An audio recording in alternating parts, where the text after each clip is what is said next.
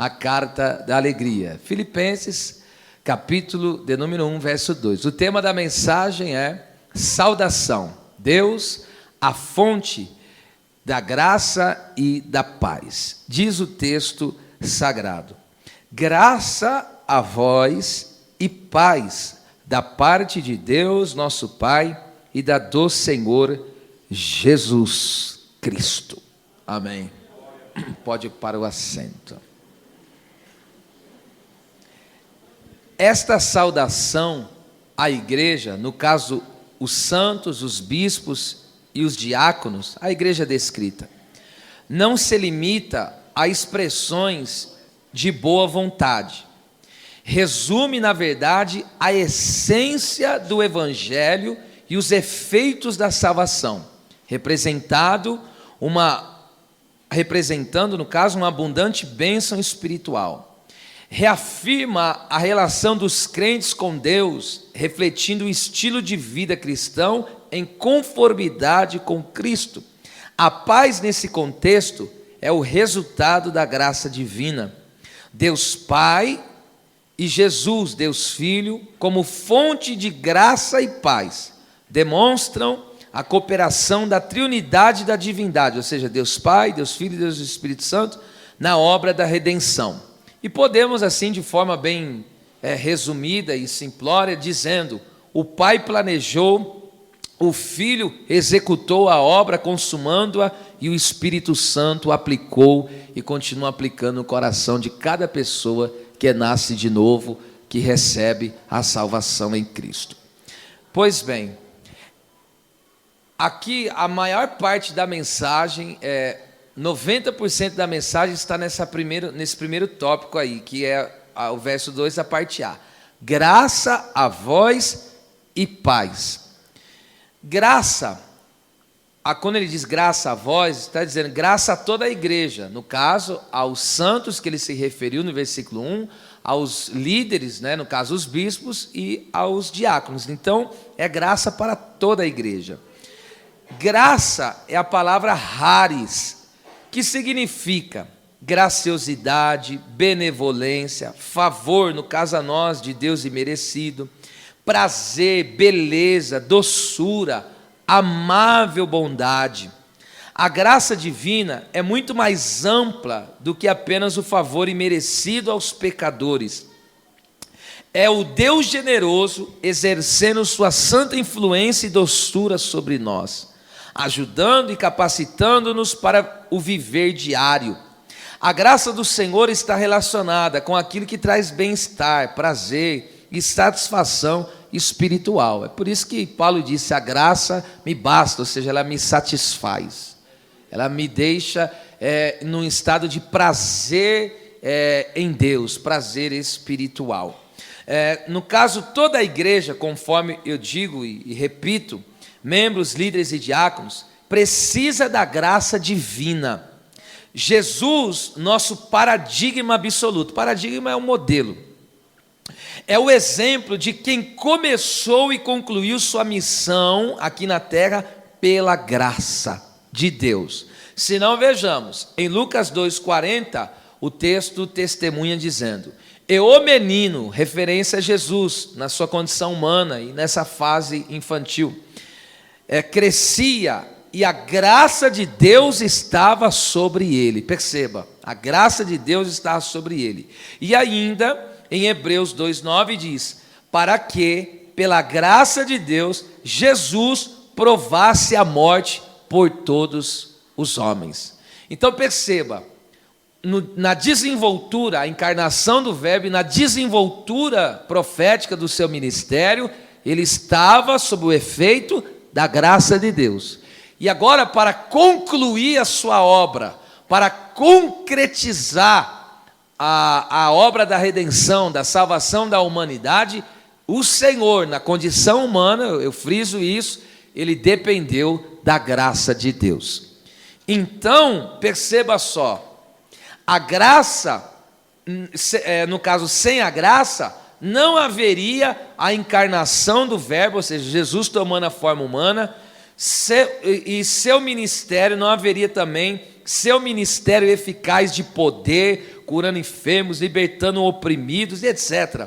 E nem muito menos a redenção. Redenção, você sabe, que é um preço pago para o resgate da alma que estava presa. Então é o preço pago, o sangue de Jesus é o preço da nossa salvação, da nossa redenção.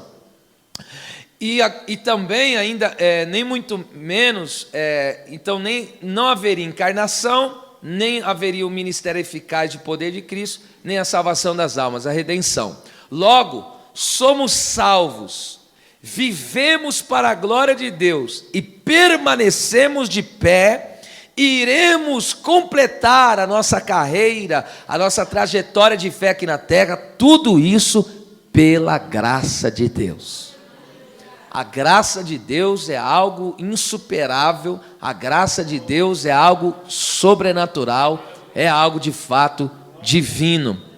Neste contexto congregacional em que Paulo escreve, quando ele diz graça a todos vocês, em resumo, quer dizer, eu suporto esta prisão, essa situação difícil que eu estou passando, e cumpro o meu ministério com alegria, e vocês são uma igreja relevante em Filipos, que contribui para o avanço do reino de Deus, tudo isso pela graça poderosa do Senhor. É por isso que em 1 Pedro 5,10 diz que o nosso Deus é o Deus de toda a graça. Não é um Deus de uma graça, de duas graças. É o Deus completo em graça. É o Deus que manifesta toda a graça em todos os sentidos da vida. Todos os aspectos da vida, nós estamos à dependência dessa graça bendita e maravilhosa. Se não, vejamos, primeiro, a graça divina é dada livremente a todos os homens para a salvação. Isso está escrito em Tito 2,11, que diz: a graça de Deus se há manifestado, trazendo salvação a todos os homens. Então perceba, nada é merecido, nada pode ser alcançado.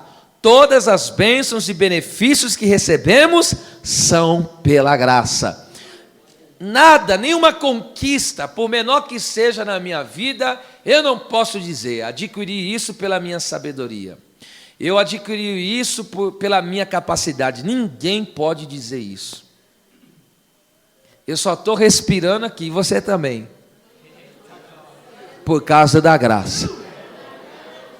Se Deus tirar a graça de nós, o pulmão para. Se Deus tirar a graça de nós, o coração não funciona mais. Se Deus tirar a graça, essa máquina aqui, vamos dizer assim, né? Por assim dizer, essa máquina aqui para. Então, tudo realmente é uma graça de Deus. E não só, então eu nunca posso colocar o crédito naquilo que eu faço em mim, eu nunca posso. Nenhuma conquista da minha vida, quer seja material, quer seja um avanço espiritual, eu nunca posso me vangloriar disso. Eu tenho que tributar o louvor e a glória que é devida a Deus, porque se eu tenho, foi pela graça de Deus. Se eu conquistei, foi pela graça de Deus. Se eu sou o que sou, disse Paulo, é pela graça de Deus. Então, nunca atribua nada ao seu dom, ao seu talento, à sua saúde, aos seus recursos. Não faça isso. Atribua tudo a Deus. Segundo, a graça de Deus dá poder para o serviço. Em 1 Coríntios 3,10, olha o que diz aí. Segundo a graça de Deus que me foi dada, pus eu como sábio arquiteto o fundamento e o outro edifica sobre ele. O que Paulo está querendo dizer com isso aqui? O contexto aqui é que ele que foi o fundador, o instrumento humano que Deus usou para fundar a igreja ali que estava em Corinto. E homens como o Apolo, como o Pedro, foram instrumentos de Deus para edificar aquela igreja, para que eles tivessem um crescimento espiritual, através dos dons que Deus deu para eles, através da pregação do Evangelho, entende?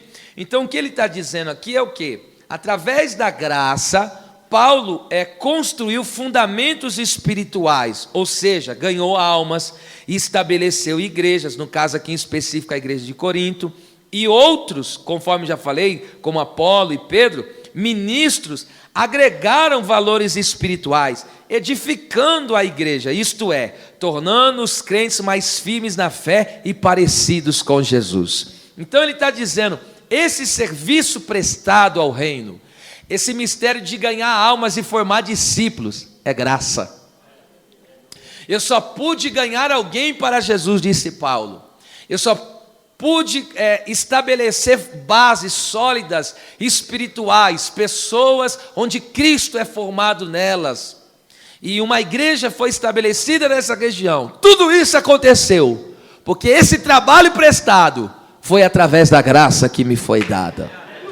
E agora outros ministros, outros pregadores vieram e agregaram valores espirituais a essas almas que eu ganhei, né? Estou usando aqui a linguagem, o que Paulo quis dizer.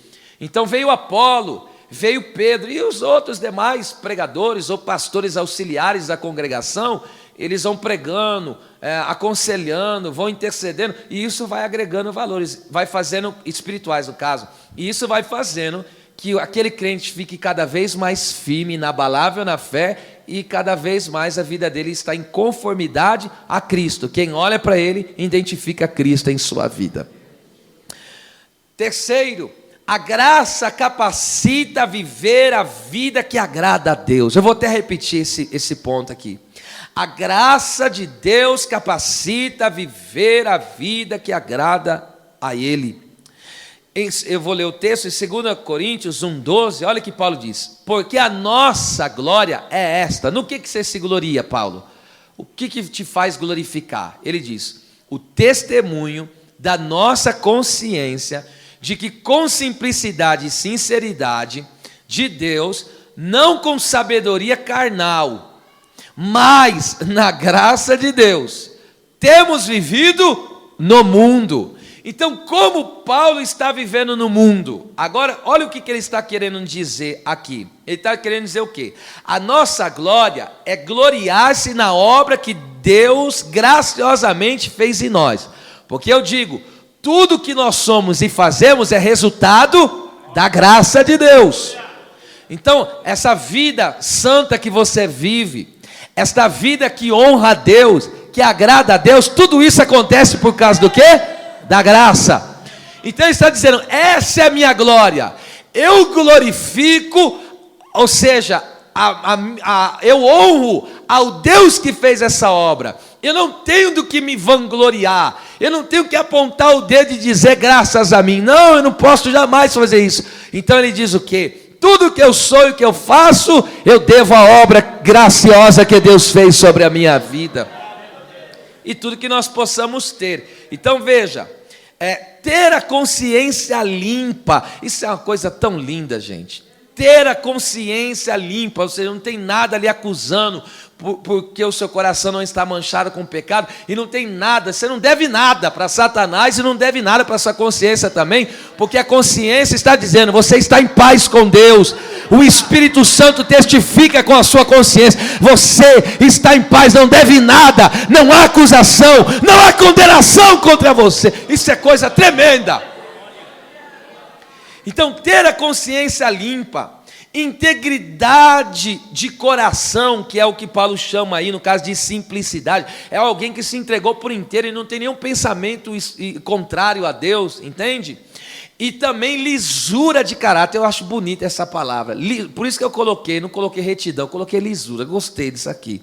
Lisura de caráter, que é pureza de propósito, ou seja, viver neste mundo sem intenções carnais, é o que ele está dizendo. Eu não uso aqui de sabedoria humana, carnal, de artifícios humanos, como as pessoas fazem para conquistar alguma coisa, tem que mentir, tem que enganar, para edificar alguma coisa, passando por cima dos outros. Ele está dizendo, eu não usei nada disso.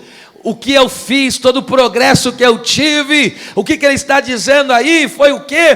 foi para engrandecer o Senhor no meu comportamento. Ele está dizendo, tudo que aconteceu comigo foi pela graça. Se o meu comportamento for um comportamento honroso, se a minha conduta diária é uma conduta honesta, uma conduta fiel, eu não vou me gloriar disso. É graça de Deus que eu tenho consciência limpa, é graça de Deus que eu tenho um coração inteiro, é graça de Deus que eu tenho pureza de propósito.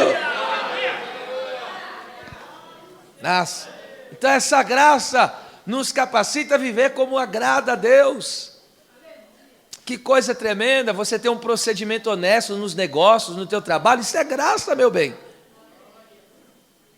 Você ser fiel ao seu parceiro, honrá-lo. Os pais honrando os filhos honrando uns aos pais. Como que isso é possível? Graça. E assim vai. Então ele está dizendo, toda essa capacitação para o viver diário agradando a Deus depende da graça do Senhor. Amém. Agora, quarto ponto, a graça não é concedida para fins egoístas. 1 Pedro 4,10. Olha só o que o texto diz. Cada um administre ou sirva aos outros o dom como o recebeu. Veja, o dom não é meu, foi recebido. Como bons dispenseiros. O que é dispenseiro? É alguém que cuida dos bens dos outros. No caso do Senhor. Então, o dom não é meu, só estou cuidando para o Senhor.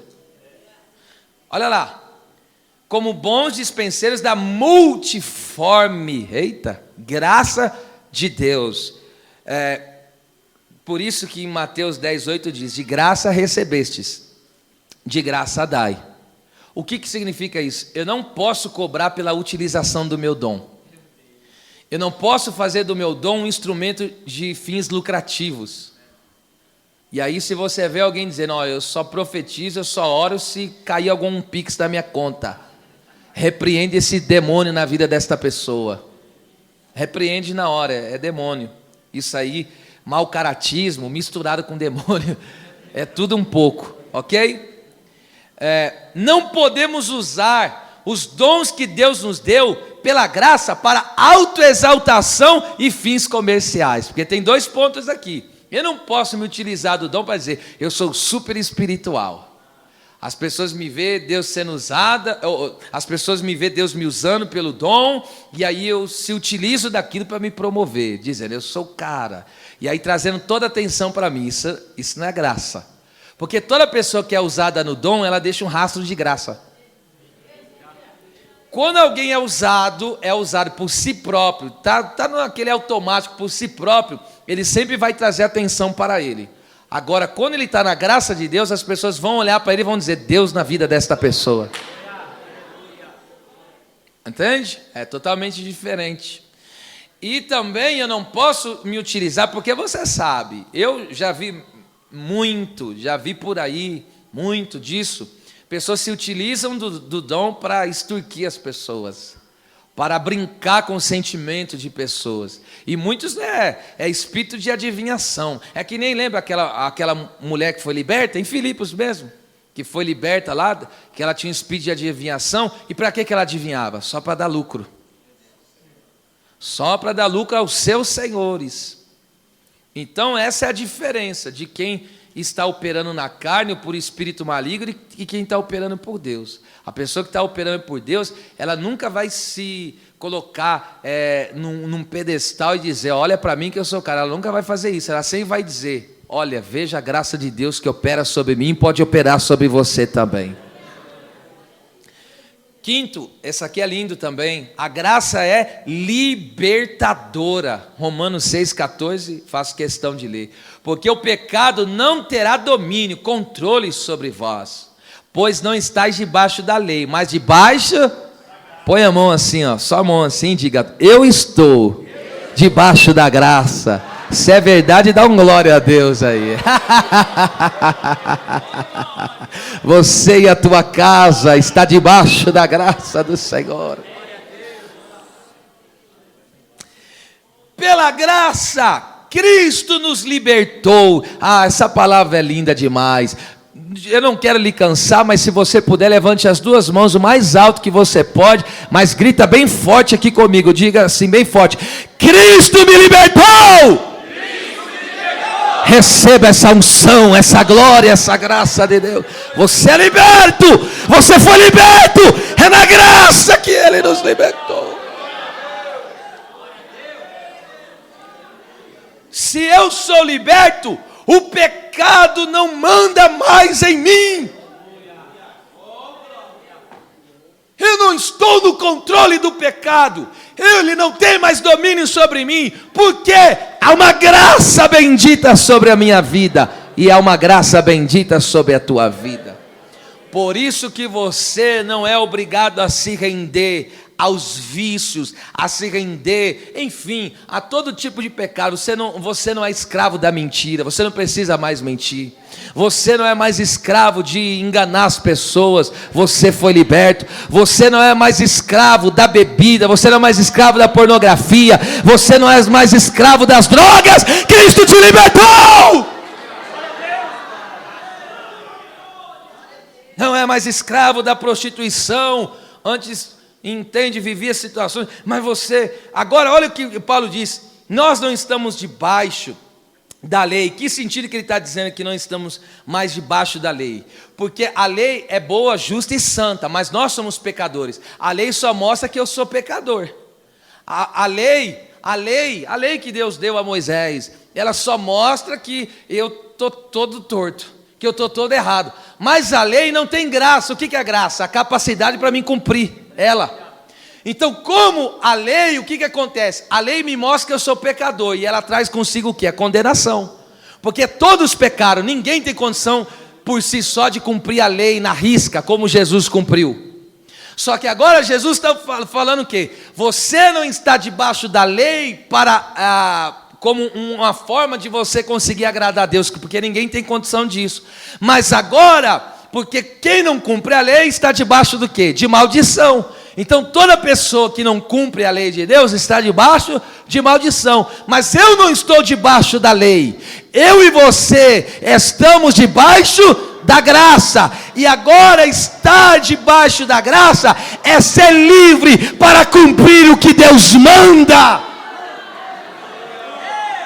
Por que hoje eu não estou mais por aquilo que Paulo fala no capítulo 7, o bem que quero fazer não faço, mas o mal que não quero esse faço? Por que eu não estou mais nisso agora? Por que não estou? Por causa da graça.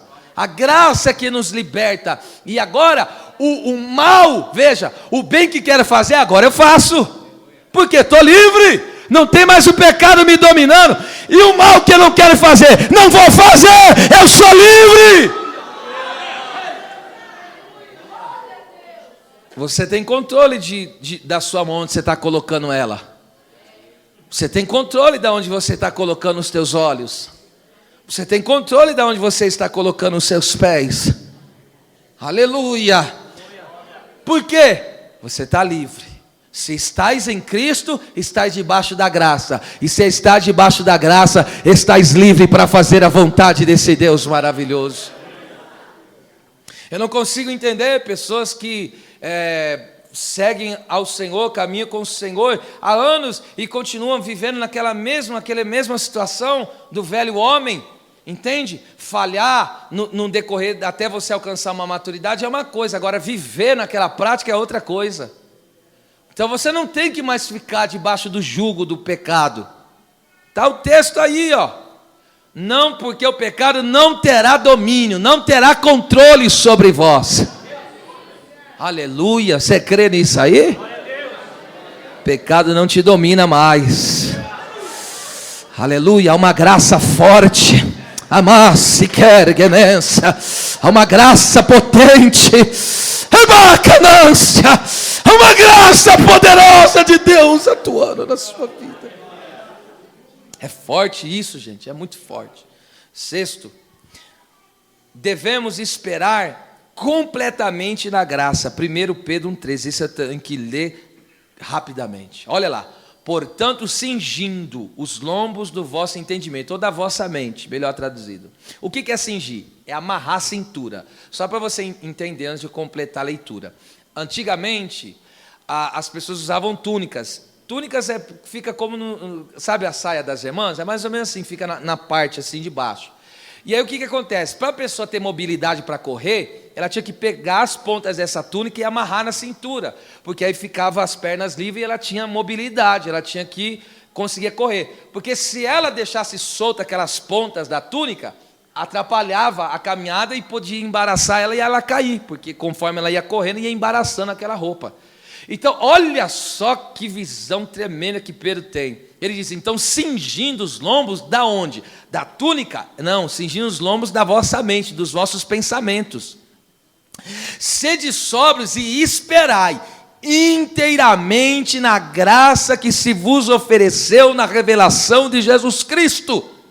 Olha só o que Pedro está querendo dizer. Então, cingir aqui significa juntar todos os pontos não resolvidos do pensamento.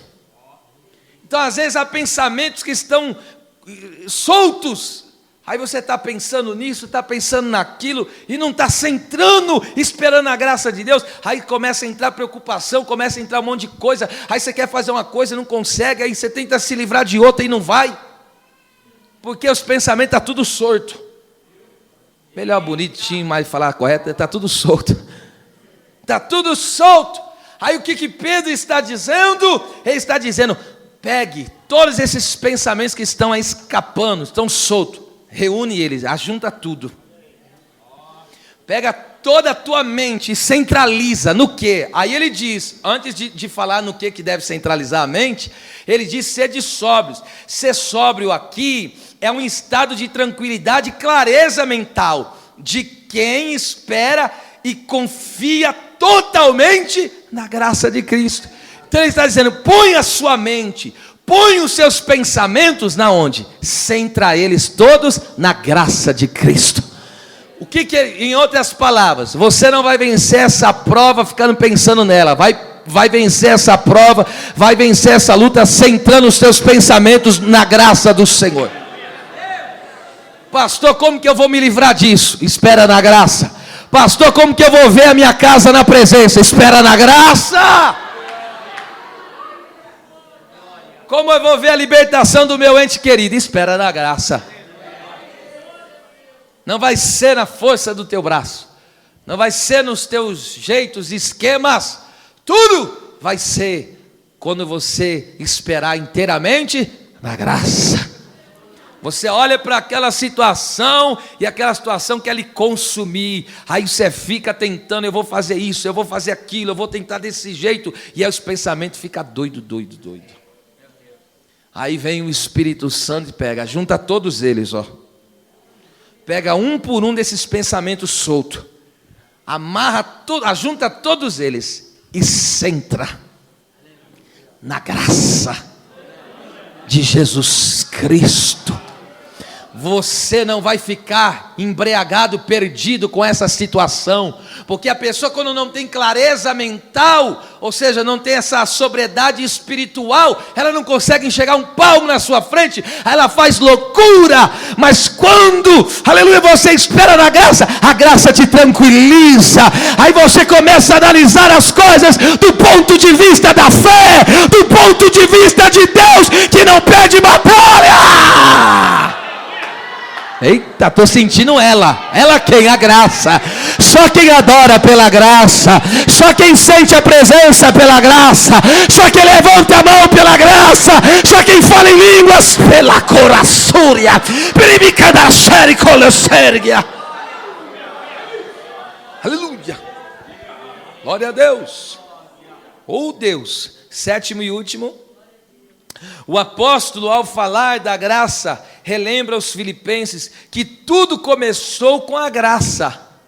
Como Paulo chegou até aquela cidade? Ele diz, Lucas escreve, Atos 15:40. E Paulo, tendo escolhido a Silas, partiu encomendado pelos irmãos ao quê? A graça de Deus. A igreja impôs as mãos e orou e falou, vocês vão, mas vão pela graça. Aleluia, aleluia, louvado seja Deus. Os missionários foram enviados pela graça. Você não vai cansar de ouvir essa palavra hoje. Lídia e os demais em Filipos receberam a palavra por quê? Pela graça. O que diz a Bíblia? E Deus abriu o coração de Lídia para a palavra. O que é isso? É graça. E os outros, a moça foi liberta dos demônios também pela graça. E o carcereiro foi salvo e livre do suicídio pela graça. Como que a casa do carcereiro foi salva? É pela graça. Então tudo é atribuído à graça de Deus. Paulo está dizendo para esses irmãos aí em Filipenses: lembra, tudo aí começou pela graça. O poder cai pela graça. O batismo com o Espírito Santo vem pela graça. Os dons espirituais se manifestam pela graça. A pregação é pela graça. O louvor é pela graça. O sonoplasta trabalha pela graça. Os obreiros trabalham na obra pela graça. Os pastores pastoreiam pela graça. A igreja vive e congrega. É pela graça. É pela graça. É pela graça. Eu vou dar 30 segundos só para o crente levantar a voz e as mãos e dar 30 segundos de glória a Deus. Só se for pela graça. Quem está sem graça não tem força para dar glória a Deus. Quem está sem graça não tem força para adorar a Deus. Só se pode adorar pela graça. Só se pode sentir a presença pela para séria.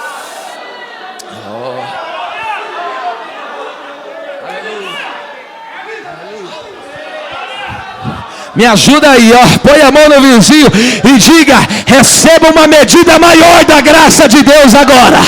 Agora. Agora. Agora. É graça. É graça. É graça.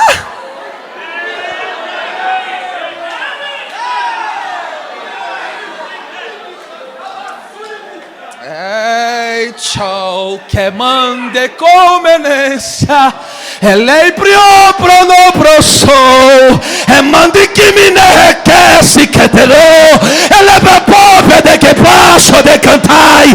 Há uma graça maravilhosa que te enche, que te envolve, que te renova, que te levanta, que te restaura, que te aviva. Receba pelo amor de Deus. Eita.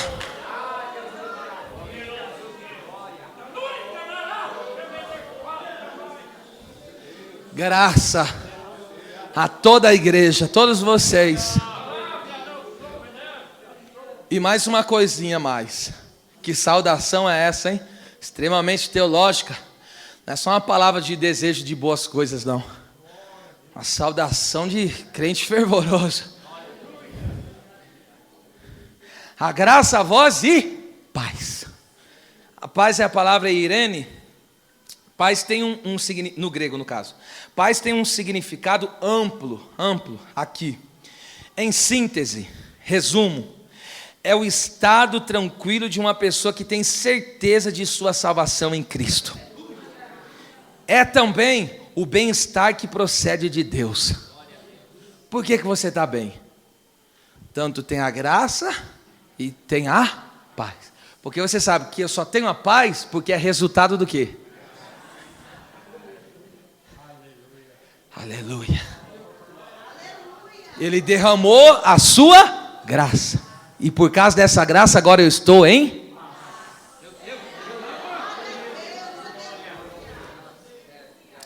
Agora eu estou desfrutando de um bem-estar que vem, não é da terra, ele vem direto de Deus. Vamos lá. Se esta igreja, para você ver como que, por isso que eu gosto de estudar assim na exposição. Se esta igreja não tivesse paz, desfaleceriam nas aflições por causa do evangelho, como Paulo que estava preso e sofrendo, e eles também. Evódia e Sintique, que nós vamos ver posteriormente, não voltariam à comunhão, porque estavam em encrenca lá, estava tendo uma encrenquinha entre elas. E os irmãos não triunfariam sobre as ansiedades e inquietações da vida. Lembra o que ele falou? Não fiquem ansiosos, mas a paz de Deus guardará. Agora entende por que ele escreve graça e depois a paz? Porque trabalha, essas duas virtudes, trabalha em todas as necessidades que uma igreja tem. É muito violento. É brutal esse negócio. Vamos lá. Jesus é o príncipe da paz. Isaías 9,6. O evangelho é da paz. Efésios 6,15. E o reino de Deus, ele é paz. Romanos 14,17 diz: o reino de Deus não é comida e nem bebida, coisas terrenas, mas justiça, que é ser perdoado pelo Senhor, justificado pelo Senhor. Justiça, paz e alegria no Espírito Santo. Então, o reino de Deus é paz. Ok? Vamos lá. A verdadeira paz começa com Deus e se estende à comunidade de fiéis, no caso a igreja local, ao interior de cada crente e a ordem dentro de um contexto de culto e adoração a Deus. Vamos lá trabalhar isso aqui. Primeiro, paz com Deus. O que é paz com Deus? É o término das hostilidades. Romanos, capítulo de número 5, versículo de número 1. Oh, meu Deus! Sendo, pois, justificado pela fé, temos paz com Deus, por nosso Senhor Jesus Cristo. Olha, por que o texto está dizendo que temos agora paz com Deus? A inimizade do ser humano contra Deus acaba quando Cristo paga a dívida do pecado. Está escrito em 2 Coríntios 5,19, e eu cito o versículo: Deus estava em Cristo reconciliando consigo o mundo, não lhes imputando os seus pecados, e pôs em nós a palavra da reconciliação. Então por que o ser humano, no caso os que creem em Cristo Jesus, eles têm paz com Deus? Porque a inimizade foi desfeita. O Senhor Jesus veio, intermediou essa obra e nos reconciliou com o Pai, ok? Olha que coisa simplesmente tremenda. Então, essa inimizade, porque a pessoa que está vivendo em pecado, ela é inimiga de Deus. A pessoa que está na prática do pecado, há uma flecha de Deus direcionada a ela, e a qualquer momento Deus pode soltar essa flecha. O arco do valente não erra um alvo. Tá? Então, é o que aconteceu nos dias de Noé, é o que aconteceu nos dias de Sodoma, e aí vai, e Gomorra, porque há uma flecha de Deus lá, contra o pecador, e aí fica lá como se fosse um cálice. Aí Deus vai dando tempo para a pessoa se arrepender, Deus vai dando tempo, Deus está contra aquela pessoa, só que Deus ama, ok? E aí Deus vai permitindo o quê? Deus dá a graça para que ela se arrependa e seja reconciliada e passe a desfrutar da paz. Mas como a pessoa rejeita, aí Deus pega e acerta a sua flecha, e aí você já viu no que vai dar. Então essa inimizade acaba, eu repito, a inimizade acaba quando Cristo paga a nossa dívida. Ser justificado é o quê? Todos pecaram, e aí devem na lei divina. E você sabe que quem deve na lei é preso. A prisão que Deus reservou para todos os pecadores é o inferno, que é um lugar com dor inimaginável, um lugar sem saída, um lugar sem alívio. Deus o livre. Não tem como dimensionar o que é o inferno, de tão horrível que é. Então o Senhor, Ele vai e como Cristo tomou o nosso lugar de pecador, aí o Senhor, Deus vai lá e bate o martelo: eu te justifico porque eu te torno justo diante da minha lei, porque o meu filho já pagou o preço que era teu. Ou seja, os seus pecados que mereciam todo castigo e cólera divina, agora o meu filho carregou na cruz, então por isso eu estou te absolvendo, você está livre, agora você não deve mais nada. Agora só vive na fé do meu filho. É isso que é ser justificado. Então, quando há essa justificação pela fé, nós passamos a desfrutar dessa paz com Deus, e aí o que acontece? Rompemos com o mundo e passamos a ser amigo de Deus. Tiago 4,4. A amizade com o mundo é inimizade contra Deus. Por isso que quando Abraão rompeu com o mundo, ele se tornou o quê? Amigo de Deus. Então, toda pessoa que sai do mundo, se desprende do mundo e vem para Cristo, é claro que só pode sair do mundo vindo para Cristo, porque não há meio termo, ou é do mundo ou é do Senhor, ok? E aí o que acontece? Essa pessoa, ela sai da amizade com o mundo, e que grande negócio, né? Tem gente que bate no peito e diz: o mundo é meu amigo. O mundo nunca fez bem para as pessoas. E a Bíblia diz que o mundo passa e a sua concupiscência, mas aquele que faz a vontade de Deus permanece para todo sempre. Agora veja que amigo verdadeiro. O amigo verdadeiro, ele deu a vida por nós. Isso é amigo de verdade. Aí tem gente que quer falar que nós somos quadrado e tonto. Tonto é quem não tem amizade com Jesus, ora essa.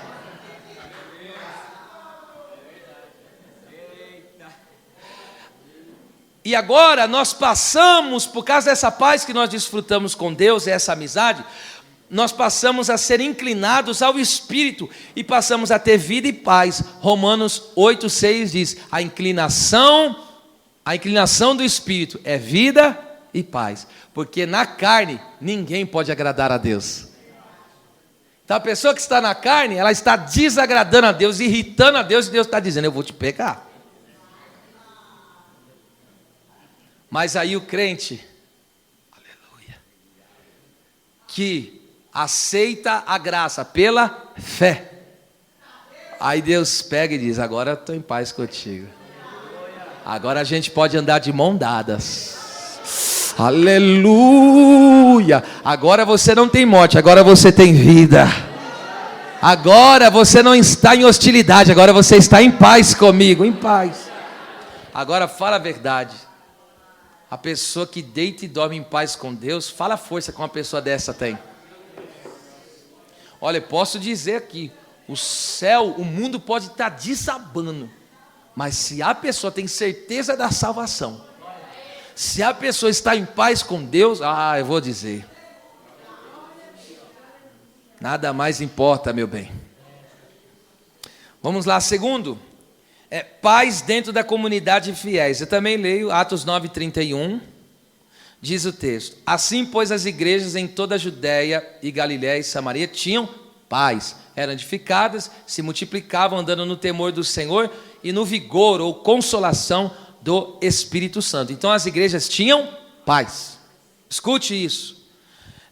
A conversão dos perdidos, a confissão dos pecados dos crentes e a repreensão dos falsos mestres trazem paz à igreja.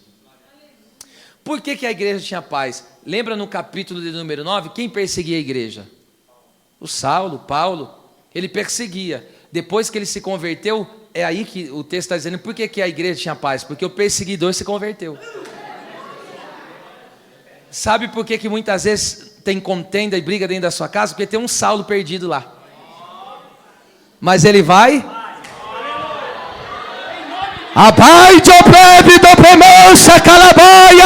A luz do Senhor vai secar ele lá e vai ter paz nessa casa. É forte, né? Também, olha isso aqui, que coisa linda. Quando que a comunidade, a igreja local desfruta de paz? Quando os crentes confessam os seus pecados. Acã é chamado do que em Israel? O perturbador de Israel. Perceba, ele pecou, mas toda a nação sofreu com aquilo. E por que toda a nação sofre? Porque nós somos um corpo. Às vezes tem pessoas que não têm noção disso. E ele fala, cada um por si, ele não liga para nada que está acontecendo com a pessoa. Se alguém na congregação estiver em pecado, é problema nosso. E nós temos que lutar para Deus restaurar aquela pessoa e largar do pecado. Por quê? Porque através dessa forma como ela está caminhando, está trazendo perturbação para o rebanho. Traz interferência. Aí você vê, tem dia que não funciona isso, tem dia que o negócio está travado. Eu já sei, quando foi, Jesus, já estou entendendo. Tem alguns que já estão fora da casinha. Quando não está fluindo, você não vê aquela glorificação viva, a pessoa recebe a palavra, aquela glorificação não se estende, glorifica e logo apaga. Fala, já estou sabendo. Tem algumas coisas aí dando interferência. Quando vai se perdendo aquela pujança, aquele brilho. E aí você vê que tem coisa escondida na tenda. Tem uma capa babilônica, coisas do mundo. Tem umas gramas de prata. Alma perdida, fala isso, né? Porque as dracmas, lembra? Dracma, perdida dentro da casa. Tem pessoa que está dentro da casa, mas está perdido. Só não saiu, mas já está o coração já está perdido. Só que quando se acende a lâmpada da palavra, se varre a casa e acha os valores perdidos. Aleluia, aleluia. E está escrito em Tiago 5,16, o que está escrito? Confessai as vossas culpas, os vossos pecados, e oreis para que sareis. Quando uma pessoa está em pecado, isso vai adoecendo, tanto ela como a congregação. Vai deixando a congregação meio adoecida, meio para baixo. Então entenda de uma coisa, nós somos, eu estou falando do ponto de vista espiritual, no sentido de apoio espiritual, nós somos zeladores uns dos outros. E aí nós temos que cuidar um dos outros espiritualmente, para quê? Para que um não desfaleça, para que um não pare, para que ele não volte àquelas práticas. Agora imagine, porque escute o que eu estou falando aqui no meio dessa congregação, nessa multidão que está aqui. Cada vez que sobe um glória, um louvor a Deus, Deus está vendo da boca que está saindo. Está escrito em Hebreus 13,15, está escrito, o que está escrito? Sempre ofereçamos a Deus sacrifício de louvor por meio de Jesus Cristo, que é o fruto dos lábios que confessam o seu nome. Então, quando eu confesso os meus pecados, que o Senhor é aquele que me perdoa e me santifica, isso é o louvor que Deus quer de mim. Esse é o louvor que agrada ao Deus Todo-Poderoso. Aleluia, glória a Deus. E também a repreensão, esse texto eu vou ler, 2 Pedro 2,1. E a repreensão dos falsos mestres também traz paz. Então não esqueça disso aqui. Quando há conversão dos perdidos, quando os crentes confessam seus pecados e abandonam eles, e é repreendido as falsas mensagens, os falsos ministros, os falsos profetas que surgem, isso traz paz à igreja, porque os falsos profetas, eles trazem uma confusão tremenda. Porque você sabia, escute só isso aqui que eu vou dizer, a pessoa que está na liderança de um lugar, o espírito que está atuando nela vai trabalhar na vida das pessoas. De tal maneira que se alguém que está na liderança estiver vivendo uma vida promíscua, o espírito de promiscuidade vai passar no meio da congregação. E quem estiver na brecha pega ele. Então a gente tem que ter cuidado, entende? Por que nós estamos sendo ministrados. É por isso que uma pessoa que tem oportunidade, ela tem que ser honesta com Deus e com o povo de Deus. Se você não está adequado do jeito que Deus quer que você esteja, então não ministre coisas que você não deveria ministrar na vida das pessoas. Se conserta primeiro. Forte, né? Vamos lá. E também houve entre o povo falsos profetas, como entre vós haverá também falsos doutores. Olha o que Pedro está dizendo, no Antigo Testamento, na Antiga Aliança, nos tempos antigos, houve falsos. E hoje também haverá. É o que ele está dizendo. Olha lá, entre vós, é no meio mesmo que ele está dizendo. Falsos doutores que introduzirão encobertamente, olha que sem vergonha, só na calada, só no silêncio, um sapatinho de veludo, introduzirão heresias de perdição e negarão o Senhor que os resgatou. Um falso profeta, a primeira coisa que ele faz é negar o Senhor, negar a Cristo, tirar a centralidade de Cristo e colocar em rituais. Não é isso que o judaísmo sem Cristo faz? Eles tiram Cristo e colocam os rituais. Aí as pessoas ficam lá, traz a arca, traz o castiçal, traz o talite, traz sei lá o que mais. E aí eles vão colocando rituais e vão tirando Cristo. Vão trazendo campanhas e vão tirando Cristo. Está aí, tá? E negarão o Senhor que os resgatou. Então quem nos resgatou foi o Senhor. Trazendo sobre si mesmo repentina perdição. Essas pessoas, elas vão, entende? Vão se perder do nada. De repente você vai ver lá e pum, desmantela. É o que o texto está dizendo. E a gente tem que estar atento. Você sabia, está escrito em Coríntios isso, que Deus permite muitas vezes os falsos se manifestar para Deus provar os verdadeiros? Então você tem que ter sabedoria, discernimento espiritual, porque existem pessoas, qualquer coisa que acontece no nosso meio já começa a murmurar, já começa a desanimar. Seu olhar está em quem? A sua vida está firmada em quem? Sempre houve falsos, sempre houve mestres com heresias, e o texto diz, e sempre vai haverá. mas aqui há um Senhor, o Espírito Santo, e a unção do Espírito Santo está sobre mim, a unção do Espírito Santo está sobre você, e Ele nos ensina a verdade, porque Ele é o Espírito da verdade. Tem lugares por aí que o que é o centro é o homem, o que é o centro é o dinheiro, o que é o centro são as coisas. Eles tiram Jesus e colocam tudo, mas aqui não. Esta igreja ama Jesus, glorifica Jesus. Diga: Jesus, Tu és o Senhor da nossa vida. Adore a Jesus, porque Ele é digno.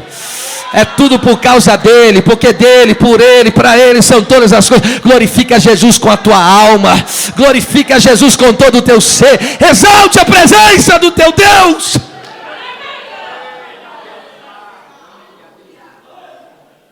Terceiro, paz interior no lugar de aflição, agitação. Olha o que Jesus falou, João 14:27, deixe-vos a paz, a minha paz vos dou. Não vou lá dou como a munda dá.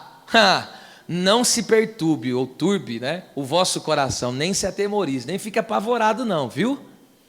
O que Jesus está nos ensinando aqui? A palavra turbe aí, a palavra grega, significa tirar a paz de mente. Ou seja, ficar com a mente totalmente perturbada.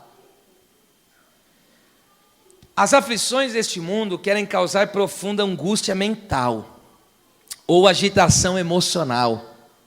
Perturba-nos com tristeza, ansiedade e dúvidas. Você não sabe o que vai ser da sua vida, você já não tem mais confiança, já não sabe o que vai ser daqui para frente, ou seja, está todo confuso. E essas coisas vêm, essa perturbação vem para quê? Para abalar o nosso interior, trazendo desordem e confusão conosco mesmo. Mas o que nos consola é o quê? A paz de Cristo dissipa toda perturbação. Toda perturbação. Você tem que entender de uma vez por todas, a sua vida está no governo de uma mão onipotente. Uma mão que tem todo o poder, que governa céus e terra. Eu enfatizo esta palavra que Deus tem me dado para falar aqui várias vezes seguidas, dizendo: ainda que pareça que esteja fora do seu controle, fora do lugar, as coisas está rigorosamente no controle das mãos do Senhor. Aleluia. Ai, Joe, que energeminância, calabaço. Olha a declaração do salmista, Salmo 4, verso 8. Em paz me deitarei e dormirei, porque só Tu, Senhor, me fazes habitar em segurança. Pastor, o mundo está caindo, o chicote está estralando, o Satanás está correndo atrás, está perseguindo, os homens estão aí injustos e fazendo todo tipo de maldade, e agora o que vai ser? Você está no lugar mais seguro da terra, é na presença do Senhor. O lugar mais seguro do universo é a presença do Senhor. Tenha paz para deitar, tenha paz para dormir, tenha paz para viver. A tua casa não vai perecer, a tua família não vai perecer, você não vai passar necessidade. Aleluia, tchau, planai, que amor de como ceia.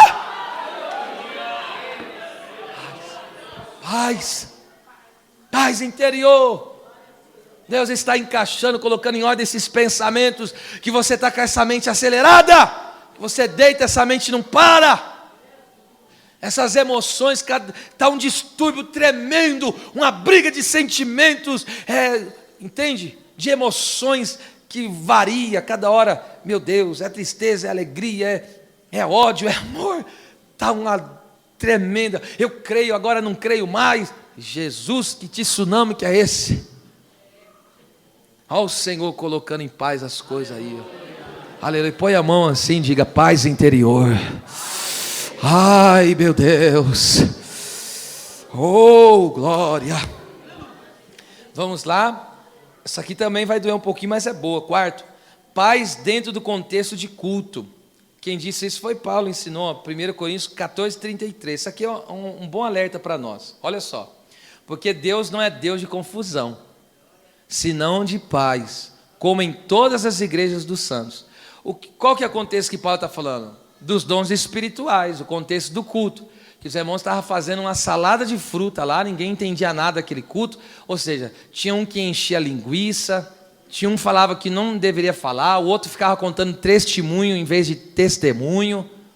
Estou trazendo para a linguagem aqui do dia a dia, ok? Mas a questão era essa, os dons. Abusava do dom de línguas, as profecias duvidosas. Então estava tendo umas bagunças. Aí ele falou, isso aí está tirando a paz da igreja. Deus não é Deus de confusão. Deus não é Deus de confusão. Tudo tem a sua ordem, ok? Todos vão ler a palavra? Então todos vão ler a palavra. Todos se colocaram de pé? Então fique de pé. Todos sentaram para ouvir agora. Enfim, tem as exceções, obreiros que estão trabalhando, a mãe com a criança no colo, etc, etc, ok? Mas vocês estão entendendo que eu estou dizendo que tem que ter tudo ordem e decência. A pessoa, estou pregando, o outro está louvando lá, como que vai ser esse negócio? Um está lendo a Bíblia e o outro está orando alto, como que vai ser esse? Então, não pode trazer perturbação ao culto. Agora perceba só que coisa tremenda. E essa ordem de culto aqui, essa paz no culto também pode ser aplicado a guardar o pé ao entrar na casa de Deus. Eclesiastes 5:1 que diz, guarda o teu pé quando entrares na casa do Senhor. Inclina mais o ouvido que oferecer sacrifício de tolo. Irmão, eu não consigo entender, sabe o que trazendo para hoje, sabe o que esse texto quer dizer? Não fique transitando para lá e para cá sem sentido. Ficar andando para lá e para cá sem sentido, não. Se há uma coisa que não tem como segurar, ok, mas o crente tem que entender isso. Procura, quando chegar, vai ao banheiro, toma a sua água, traz a sua garrafinha, não tem que ficar toda hora indo lá. Porque senão o que acontece? Isso vai tirando a paz de alguém. Existem pessoas, por exemplo, isso aqui é coisa séria, conversando. Irmão, não tem coisa mais horrível do que você estar cultuando, querendo prestar atenção na palavra e alguém conversando e cochichando. Isso tira a paz. Tira ou não tira? Mexendo, e não é mexer no celular porque está anotando alguma coisa, não. É estar mexendo na rede social. Está mandando WhatsApp para alguém e mexendo naquele dedo. Não põe nem no silencioso, ainda fica fazendo aquele tec, tec, tec, tec, tec. E ele está tão ninja que vai rapidinho, aquele dedo nervoso. Estou falando desse quebra-gelo aqui, mas isso tira a paz no culto. E outra coisa, porque essas coisas, conforme eu estou dizendo, ficar transitando sem sentido, ficar conversando, mexendo em celular e etc. Essas coisas tiram a atenção das pessoas. E quando você está querendo ouvir a voz de Deus, quando você está atento que Deus está falando com você, quando você precisa, aleluia, crescer na graça e no conhecimento, aí você está lá, Deus fala comigo, é tudo que eu preciso. Aí eu digo, tem pessoa que já chega no estacionamento atribulada. Eu estou falando sério. Já chega, ela vem, foi humilhada no trabalho, passou, ela chega, pega o primeiro que ela vê na frente, já descarrega, pum, que nem uma bomba. Não, meu bem, esse lugar aqui é um lugar de paz. Vou citar até um versículo, é deslocado, mas tem sentido. Mas olha só, olha o que diz a Bíblia: a glória desta última casa será maior do que a primeira, diz o Senhor dos Exércitos, e nesse lugar darei o quê? Darei a paz. Esse lugar aqui é um lugar de paz, que não é lugar de tumulto nem de confusão, não. Aqui é lugar de paz. Você pode entrar agitado, mas vai sair daqui sereno. Você pode entrar aqui perturbado, mas vai sair daqui como Ana. Vai em paz, e o Deus de Israel conceda a sua paz. Pode entrar angustiado, atribulado. Pode entrar, acontece mesmo, direto a gente entra assim. Mas aqui o Senhor vai colocando as coisas no seu devido lugar. Aí o Senhor vai estabilizando as coisas, vai mostrando para nós que Ele não nos deixou, enfim. E aí as coisas vão ficando tudo no seu devido lugarzinho. Bom, eu falei que era 90% do estudo estava aí, de fato. Agora vamos para a conclusão, que está a parte B do versículo 2. Graça a vós e paz da parte de Deus, nosso Pai, e da do Senhor Jesus Cristo. Oh, maravilha. Olha só, essa graça, essa paz é da parte de Deus Pai, nosso Pai, e do Senhor Jesus Cristo. Veja, a palavra parte aí escute, é importante, é a palavra grega apó, que significa um lugar de origem, fonte. Então, logo, a fonte da graça e da paz é o Senhor Deus e o Senhor Jesus Cristo. Perceba isso. É impressionante como as Escrituras exaltam a obra do Deus triuno. Ele é um só Deus que coexiste em três pessoas distintas. Olha só, eu vou só fazer uma leitura para os irmãos entenderem aqui. Apocalipse 1, versículo 4 e 5. Olha como que a paz, a graça e a paz, a fonte é o Deus triuno. Veja só. João, as 7 igrejas que estão na Ásia. Graça e paz seja convosco, da parte daquele que era, o que há de vir. Está falando de Deus, o Pai. E dos 7 Espíritos que estão diante de Deus, do Espírito Santo. Agora é o verso 5. E da parte de Jesus Cristo. Então a paz, a graça e a paz, a fonte da graça e da paz é do nosso Deus triuno. Esse Deus maravilhoso. E é tão impressionante a forma, eu já falei isso, a forma simétrica como eles trabalham, um exalta o outro. É uma unidade de fato perfeita. E me deixa assim, fora de si. Eu fico muito maravilhado com essa forma do nosso Deus ser, do nosso Deus agir. É muito impactante. Então vamos lá, Jesus é Deus, o Pai é Deus e o Espírito Santo é Deus. Esse Deus é a fonte de toda a graça que resulta em paz, como temos visto. Agora dobre atenção. A chave para a vida, escute o que eu estou falando. A chave para a vida, aqui nesta terra, acima de tudo, é a graça e a paz, providas por Deus Pai, mediada e proporcionada pelo Senhor Jesus Cristo e acessada pelo Espírito Santo. Porque, conforme já falei na introdução, o Pai planejou, o Filho veio aqui na terra e executou, mas o Espírito Santo aplicou esta obra. Veja que coisa fantástica e tremenda. Então, essa graça, veja, a graça e a paz vem de Deus Pai, mas agora é o Senhor Jesus Cristo que intermedia, que ministra a nós. E agora o Espírito Santo faz o quê? Ele nos dá acesso a todas as bênçãos espirituais.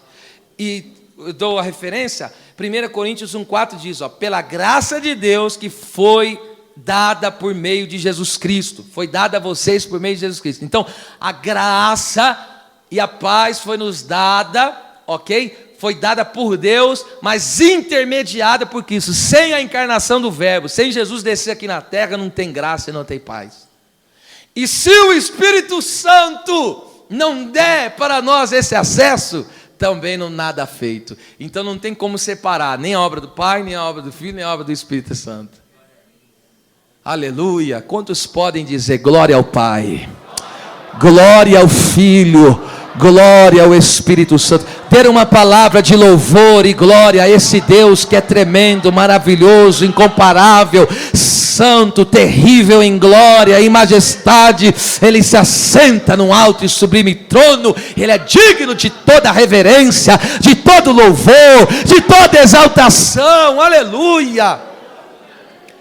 E Efésios 2,18 diz, por meio de Jesus temos acesso ao Pai em um mesmo Espírito. Olha só, por meio de Jesus temos acesso ao Pai em um mesmo Espírito. Conclusão desse lindo estudo: se toda a igreja que recebeu graça e paz permanecer, esse é o grande desafio nosso, permanecer nessas virtudes de Deus, teremos uma igreja vibrante, que cumpre o seu propósito de glorificar ao Senhor Deus. Graça e paz é para toda a igreja. As palmas louvam o Senhor. Aleluia. Oh, glória a Deus. Fica de pé, no seu lugar aí onde você está. Fica de pé e levante as duas mãos o mais alto que você pode. Não saia do teu lugar, olha lá. Levante as duas mãos o mais alto que você pode agora. Olha só que cena é essa, meu Deus. Oh, declama. Andi que me rece entre provos suricovas nai. Aí de mãos levantadas agora, você vai dirigir uma oração perseverante ao Senhor. Não cansa não, é só um minutinho. Você vai orar com as suas palavras aí agora. Xadande cobra sobre que me anda abaixando como. Olha, registra isso pelo amor de Jesus Cristo. Registra isso porque eu sinto a glória de Deus vendo os meus irmãos assim, clamando e orando com essas mãos santas levantadas, com toda a autoridade e poder de Deus. Deus, nós ouvimos aqui da parte do Teu Espírito que a chave para esta vida, a chave para uma vida relevante e vitoriosa aqui nessa terra é a graça e a paz do Senhor. Então, no nome de Jesus Cristo, ministra sobre esse rebanho graça e paz, graça e paz, graça e paz, graça e paz.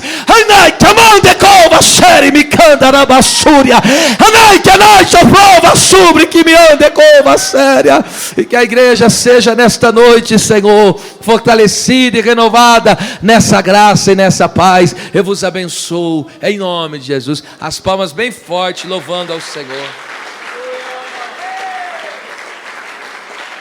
Meu Deus, oh meu Deus. Existe alguém no nosso meio? É rápido, encerro agora. Existe alguém que está afastado ou não é crente? Pastor, eu estou afastado, eu não sou crente. Se tiver assim, só dá um sinalzinho com a sua mão e eu vou orar por você caso houver.